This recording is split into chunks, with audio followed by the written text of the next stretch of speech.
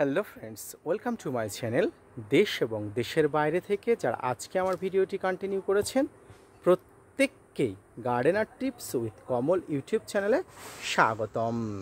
ছাদ বাগানে আমরা যে সমস্ত গাছকে পরিচালনা করি সেই সমস্ত গাছের মধ্যে অন্যতম গাছ হলো ডালিম বা আনার। এই ডালিম বা আনার আমরা বিভিন্ন জায়গা থেকে বিভিন্ন নামি দামি নার্সারি থেকে নিয়ে আসি, কিন্তু কখনো কখনো আমরা সফলতা দেখতে পাই না। কখনো কখনো ডালিম বা আনার গাছে ফুল আসে না, আর ফুল আসলেও সেগুলো কিন্তু ঝরে পড়ে।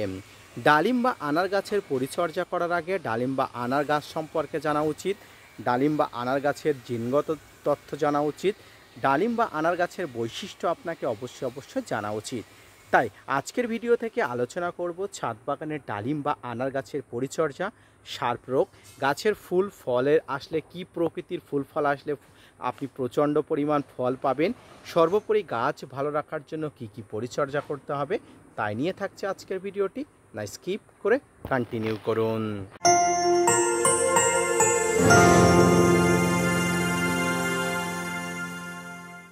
সম্মানীয় দর্শক শ্রোতা বন্ধুগণ, এই মুহূর্তে ছাদ বাগানের যে ডালিম বা আনার গাছটি দেখতে পাচ্ছেন, সে ডালিম বা আনার গাছটি হলো 2 বছর বয়সী একটি ডালিম বা আনার গাছ। গাছটি কিন্তু প্রজাতির একটি ডালিম বা আনার।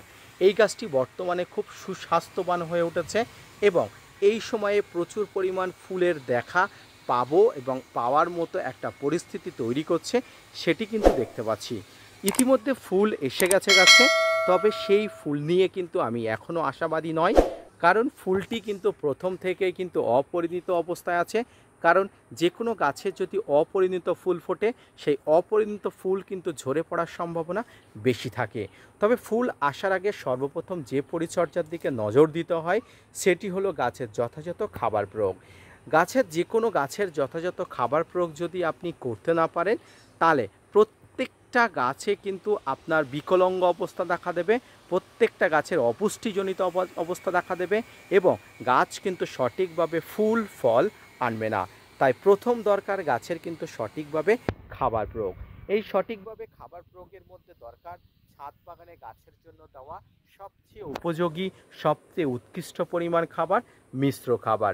যে খাবারে গাছের বেঁচে থাকার জন্য ম্যাক্রো এবং মাইক্রো নিউট্রিয়েন্টের পরিমাণ বেশি থাকে, যে খাবারগুলো ছাদ বাগানে গাছের জন্য প্রয়োজনীয়।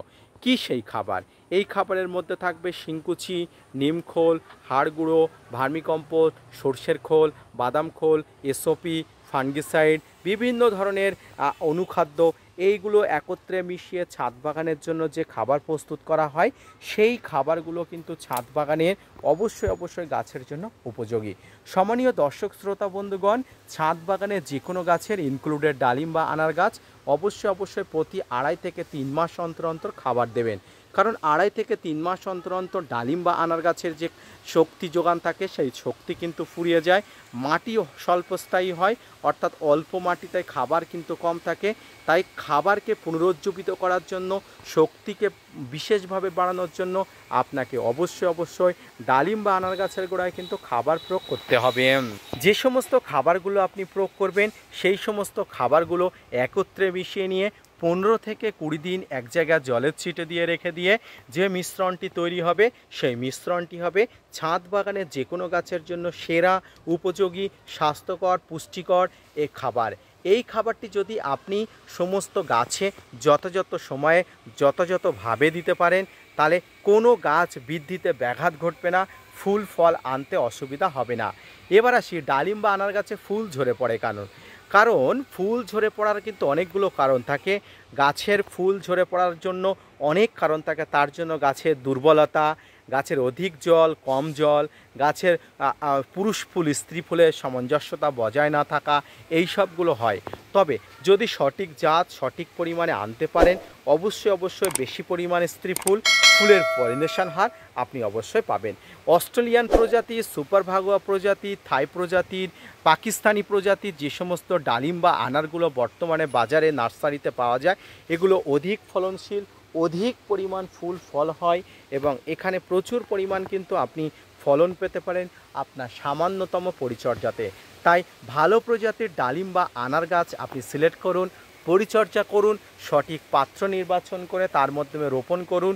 দেখবেন আপনার ছাদ বাগানের ডালিম বা আনার গাছ কিন্তু সুস্পষ্টভাবে বড় হয়ে ওঠে, সঠিকভাবে ফুল এবং ফলের জন্য কিন্তু অবশ্যই উপযোগী হয়ে উঠেছে। ডালিম বা আনার গাছে বিভিন্ন ধরনের সমস্যা থাকতে পারে, পোকামাকড়ের আক্রমণ, ফাঙ্গাসের আক্রমণ, বিভিন্ন ধরনের সমস্যাকে প্রতিহত করে আপনাকে কিন্তু গাছ পরিচর্যা করতে হবে। ডালিম বা আনার গাছে এই বিভিন্ন ধরনের পোকামাকড়ের আক্রমণকে প্রতিহত করতে ডাইমাটের 30% কম্পোজিশনের কীটনাশক, ইমিডাক্লোপিড গ্রুপের কীটনাশক, সাইপারমেথ্রিন গ্রুপের কীটনাশকগুলো যথাযথভাবে প্রয়োগ করুন। দেখবেন আপনার ছাদ বাগানে খুব সুন্দরভাবে গাছ বড় হয়ে উঠবে এবং আপনিও কিন্তু সফল ছাদ বাগানি হয়ে উঠবেন।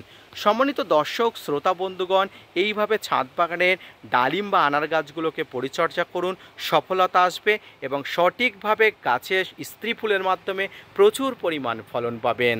ধন্যবাদ।